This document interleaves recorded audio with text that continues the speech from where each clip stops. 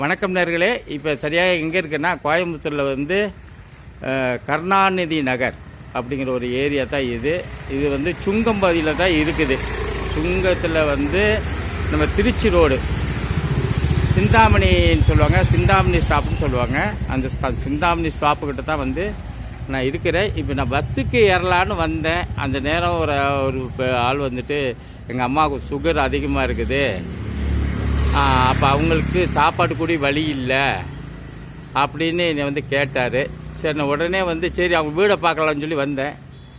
இதுதான் அவங்க வீடு. இவங்க வீட்டில் வந்து 3500 வாடகை கொடுத்து அந்த அம்மாவும் அவரும் இருக்கார். அவருக்கு காது கேட்காது. அந்த காது கேட்காததுனால வேலை எங்கேயும் கிடைக்கிறது இல்லையா. சாப்பாட்டுக்கே வழி இல்லாமல் அந்த அம்மா ஆஸ்பத்திரி கூட போக முடியாமல் அங்கேயே அந்த பெட்லேயே இருக்குது. இப்போ நான் போய் பார்த்தேன். சரி, நம்மளும் போய் நீங்களும் உங்களுக்கும் காட்டணும்ல எப்படி இருக்காங்கன்னு சொல்லி, அதுக்கு தான் இப்போ நான் வரேன். நீங்கள் அவங்கள பார்க்கலாம். பார்த்துட்டு அவங்களுக்கு நம்மளால் முடிஞ்ச உதவியை வந்து செய்யணும். அவங்களுக்கு இப்போ வந்து அவங்களுக்கு பேங்க் அக்கௌண்ட் இருக்குதா என்ன ஏதுன்னு ஒன்றுமே தெரியல. திடீர்னு பார்த்தேன். சரி இதுதான் அந்த அம்மா முடியாமல் இருக்கிறது அந்த அம்மா. சரி, சாப்பாடு கூட வழி நிலைமையை பாருங்க. மனிதன் எத்தனையோ பேருங்க இந்த அக்கம் பக்கத்தில் வந்து நல்லா சொகுசாக சாப்பாடு ரூமு எல்லாமே இருக்காங்க. கோயம்புத்தூர் பெரிய சிட்டி, அது கொங்கு நாடுனா பாசத்துக்கு உள்ள ஒரு இடம். இந்த கொங்கு நாட்டுக்கு பெருமை சேர்க்கறதே ஒரு அன்பு. அந்த அன்பு கூட இங்கே இல்லாமல் இந்த அம்மா வந்து இவ்வளோ கஷ்டப்பட்டு இருக்காங்க. இந்த அம்மாவுக்கு பாருங்கள், இது சுகர்னால காலில் அப்படி இருக்குது.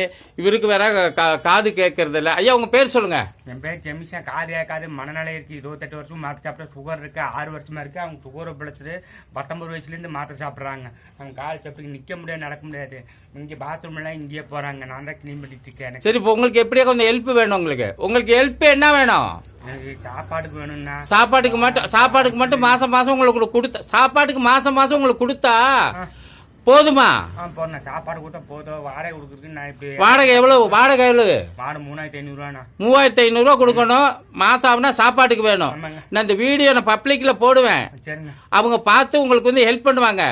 உங்களுக்கு உங்க போன் நம்பர் சொல்லுங்க. போன் 97 91 22 61 39.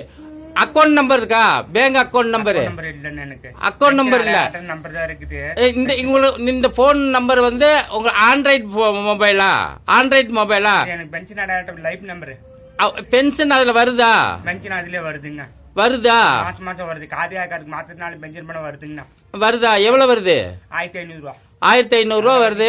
வாடகைக்கு அப்படியே கொடுத்துருக்கிற பிச்சி எடுத்து அங்க போய் எல்லாத்தையும் 10 20 கேட்டு கொடுத்துருக்கிற வாடகை 2 மாசம் வாடகை கொடுக்கலையா? சரி, நான் இந்த வீடியோ போடுறேன்.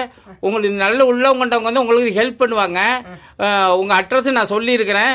முடிஞ்சாங்க வந்து உங்களை பார்ப்பாங்க, உங்களுக்கான ஹெல்ப் பண்ணுவாங்க. வாடகை கட்டுறதுக்கு செய்வாங்க.